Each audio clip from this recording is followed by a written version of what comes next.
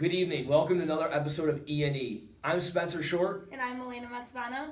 Today, we're joined with a special guest, Jason Hakeem, who's going to go over vulnerabilities and opportunities regarding climate change with Venezuela. Jason, how are you doing today? I'm doing great. How about you, Spencer? I'm doing pretty good. Well, to start off the show, let's go over what vulnerabilities Venezuela has regarding climate change. Well, one of the major ones is the cost of oil and producing oil in Venezuela. How much oil? How much does oil now cost? Well, a barrel of oil now costs about $51 on the global market, and it is losing about half of its value wow. from just 6 months. Wow, so they're not making much profit from it anymore. Clearly not anymore at least. In Venezuela, what does the oil industry mean to them? What kind of hit is this taking for their economy then? Well, they have the largest proven oil reserves, and these resources have been well known for a while, and they failed to invest in boosting production during the year of high commodity prices. So, while their oil production has fallen about 800,000 barrels per day since 1998, the net oil exports have dropped off by about 1.1 million barrels per day over the same time period. So with this decrease in oil production and decrease in prices, I should say, what's this effect going to be on their economy right now? Well, the government will not be making any money off the oil, and they will continue to struggle with it. Also, if the oil is being sold, more people can use it as they please and put more carbon in the air, creating more CO2 emissions, so that won't be good for climate change and things like that. Yeah, not at all. So tell us about deforestation. Well, it's usually caused by forest fires, and due to the higher temperatures and due to climate change, it causes more forest fires. And the annual deforestation rate in Venezuela from 1990 to 2000 is about 0.4%. And it could play a significant role in climate change because trees and plants reduce tremendous amounts of CO2. And the most dramatic impact is a loss of habitat for millions of species. 70% of the Earth's land animals and plants live in forests, so they can't survive the deforestation. Yeah, that caused quite a predicament for them now, wouldn't it? Indeed. So you mentioned you had a few other vulnerabilities that Venezuela is going to have with this climate change. So you want to go over one more? We have time for one more vulnerability here. Well, rationing energy and other resources is another vulnerability. Resources such as milk, vegetable oil, electricity, they're going to be rationed as a result of the increased heat and temperatures in Venezuela. And the population of the country is exposed to this hazard because citizens of the country will be forced to use the cheaper alternative fossil fuel burning generators, which is going to add to the increase in heat and climate change and everything like that. And Venezuela uses its oil reserves in order to gain public support from Caribbean nations, and with citizens using oil as a resource for their homes, the amount of oil the government can sell for basic goods like laundry detergent, milk, and things like that will be decreased significantly, which will just further add to the rationing of energy and resources and the lower amounts of energy and resources. Oh, wow. So this will have a big effect on the citizens. This is a big deal. Well, let's lighten the mood here. I mean, we've tried too hard now to bring in the bad stuff in the world. Let's talk about some good stuff here. What are some opportunities that Venezuela could see in the near future? Well, the only real good opportunity that Venezuela has is tourism. And tourism in Venezuela has been developed considerably in the last few decades, particularly because of the favorable geographical location and the variety of landscapes, the richness of plants and wildlife, and the artistic expressions and the tropical climate of the country, which affords each region throughout the year. I'd definitely like to go visit Venezuela. It's a beautiful place. I definitely suggest it. Cool. Any other opportunities you could tell us about? Environmental activism due to the change in climate and everything like that, and the effect that it's having on the people. It's gonna help kickstart some more activism there, and I think the government is starting to support it now. So Awesome. That's good to hear that that officials are taking charge and noticing something going on. It's always a good thing to have. Well, Jason, we thank you for your time here. Thanks for having me. We appreciate you coming out and educating us on some of the issues that Venezuela is facing right now. We're going to take a quick break. We'll come back. We have more right after this. Meet Venezuela. Meet beautiful beaches, islands, golden sea lines, and white sands along with the intense blue of its seas. gives you a surrounding experience of paradise environment, full of fun under the Caribbean sun.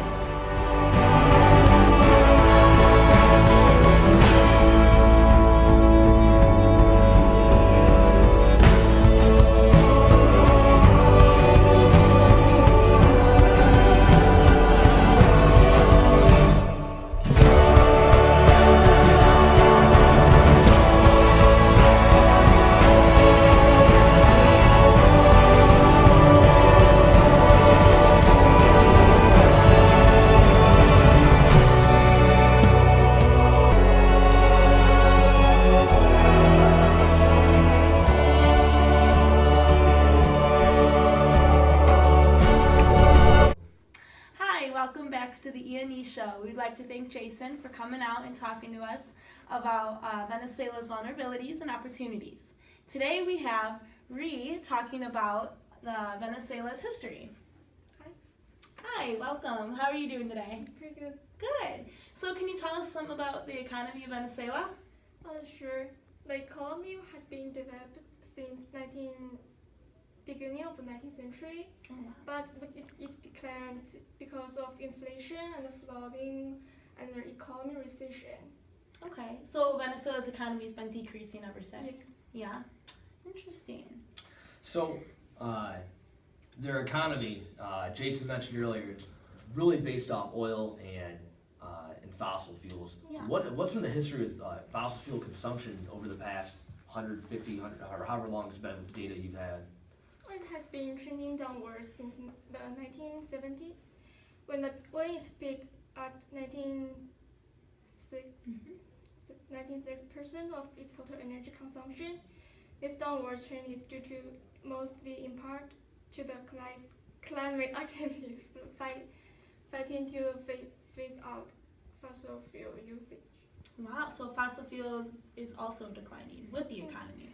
Wow. Doesn't sound too great. No, it sounds like Venezuela's found themselves in quite the pickle for their economy. Yeah. So tell us about the deforestation. I know Venezuela has a lot of deforestation problems.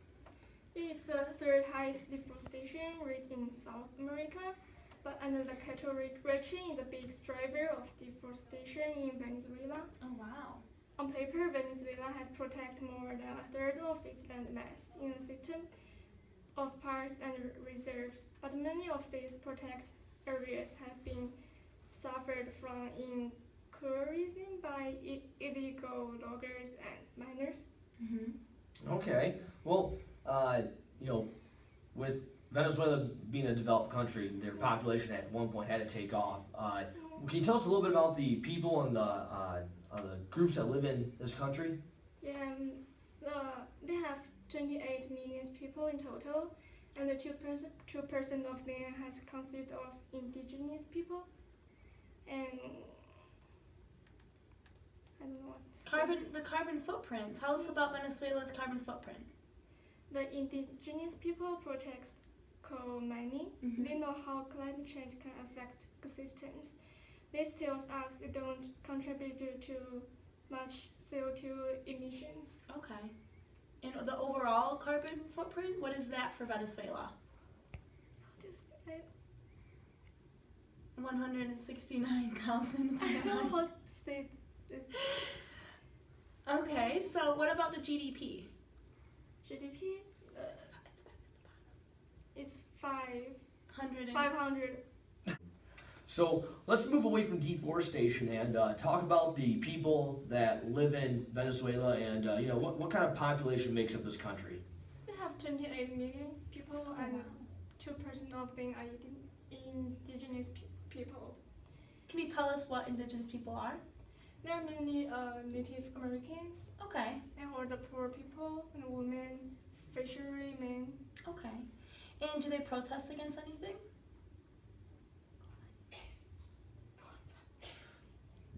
They protest coal mining. They know how climate change can affect ecosystems, and this tells us they don't contribute to much CO2 emissions. Okay.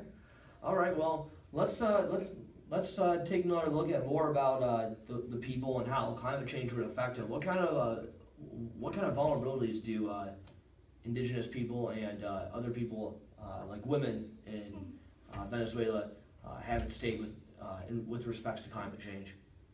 Okay, well, women in general, they are depend on the local natural resource, but the social and cultural norms can limit women from acquiring the information and skills necessary to escape or avoid hazard. But the indigenous people, I say it contains 2% of total population. They highly depend on raw materials. As this temperature rise, ecosystems would be alert but eventually destroy raw materials such as woods. And deforestation forced them to migrate to unfamiliar places that would cause them vulnerable to climate change. And also the fishermen, they impact their daily life since the supply from oceans would have been decreased due to the altered trade wind intensity in the southern Caribbean. Okay, is there any other vulnerable populations? I would assume the poor people are, right? Yeah, the shortage of water and food has risk to health and life. As a result of climate change, would be likely faced by poor people in Venezuela due to the results from climate change, such as flooding and shifting seasons. Well, it sounds like they have a lot of vulnerable populations. Yeah, that's a good point. So can you talk about some of the trade-offs? I know Jason talked about tourism. Can you tell us about tourism and the trade-offs it has? The increase of deforestation has resulted in poor populations struggling to survive due to the lack of natural resources available, and the introduction of generator to rural communities will lead to more oil consumption and the use of more natural resources. And the tourism increase will bring more business to rural areas, but this will involve more resource being used and deforestation for development. Yeah, definitely. The tourism would definitely bring more business to Venezuela, which they need, right? Yes, as we learned earlier. Yeah, so that would be very helpful. Well, thank you very much today for helping us learn more about Venezuela. Yeah, we appreciate your time. We wish the best of luck to you in the future. So, with that, we'll be back in a little bit here for even more about this interesting country, Venezuela. Meet Venezuela. Meet magical mountains. From their highest points, Venezuela waits for you to meet their wonderful and amazing mountains.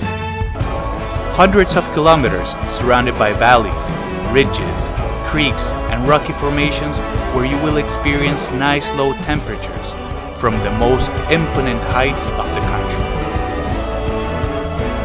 Meet Venezuela, meet the countryside. Representing almost a third part of the country, this region shows history, tradition, and the most extent variety of unique species in the world. From dusk until dawn, the countryside offers every day the best sights, along with walks and many adventures.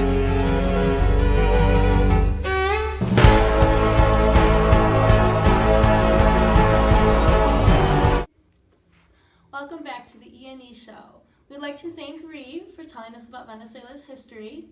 And now we have another special guest today with us. We have Aaron telling us about how Venezuela was involved with the UNFCCC and the Kyoto Protocol. Hi Aaron, how are you doing today? Good, how are you? Good. So, can you tell us a little bit about the political platform to start off with? Yeah, sure. Venezuela's economy is based on its oil production and exports to the global market, and it first did not want to ratify anything that contributes to the climate change. And but however, in 2008, Venezuela's government ratified to the Kyoto Protocol, and although Venezuela is a country dependent on oil, and but it's only responsible for 0.5% of the global emissions. And finally, Venezuela has acknowledged that climate change is here now, and it needs to be addressed. Yes, it does. So about some involvements, can you tell us how Venezuela was involved with the UNFCCC and how it happened? And Yeah, the UNFCCC secretary has released an addendum containing the position of Venezuela on the issue of the carbon dioxide capture and the storage in geologic formations as Clean Development Mechanism Project, also known CDM. oh wow, does Venezuela support this or? Not really, because the proposal that capture the storage of the carbon dioxide in geologic formation is to be considered as one of the viable activities to be included in the CDM. So, could you give us a timeline on this? Kind of when does it go down? It happened in January 2009. Oh wow. Okay. Recent. So, what other involvements does Venezuela have going for them right now with Kyoto Protocol and UNFCCC? They hold the social pre-COP, also known the pre-COP, in Venezuela from 4th to 7th November 2014, ahead of the UNFCCC COP20. And there are many civil society organizations from all over the world come together to meet together to negotiate the proposals for new climate agreement. And it was the first time they meet together before the UNFCCC, and the outcome was pretty successful. Cool. I believe the COP was actually just located in Paris, wasn't it? Yeah. Yeah, it was. So, do you want to give it? Sorry about that, Melina, but I guess we're gonna ask the same question anyways, I probably. know. So, how about tell us a little bit more about what happened out in Paris at the most recent COP? Sure. In the Paris COP21, Venezuela pledged to reduce its greenhouse gas emissions by 20% by 2030. And they stated the climate change is one of the effects of the global environment crisis generated by the owners of wood production and excessive and unsustainable consumption in the developed countries. And also, only a modification of these owners will constitute a true and lasting solution to the environmental crisis. So Venezuela did their job to contribute to the climate change. Yeah. His involvements have been great. Do you have at least one more for us today? Yeah, for Venezuela, the UNFCCC and Kyoto Protocol represent the current binding legal regime and regulate solutions and the cooperation in the field, where mitigation and adaptation must be tailored to the plans and national strategies of each country. And the regime also stresses that the commitments to reduce emissions correspond to developed countries with respect to their historical responsibilities and the principle of common but differentiated responsibilities. Cool. Well, thank you very much. Yeah, Aaron, we'd like to thank you for your time and give us a good recap on Venezuela's view and what their political platform is for climate change and how they've been making a difference so far in the global scheme of things. So we'll be back a little bit here. We're going to be joined with Miranda Rondeau, and she'll give us a little recap on recommendations for what Venezuela should do regarding climate change. Stay with us here. Meet Venezuela. Meet enigmatic jungles. Hidden in a magical place, the Venezuelan jungle, with an astonishing natural display of 430,000 square meters, shows the world the majestuosity of its sights. Powerful rivers, great number of waterfalls, and huge variety of natural resources and wildlife present a place full of energy and mysticism.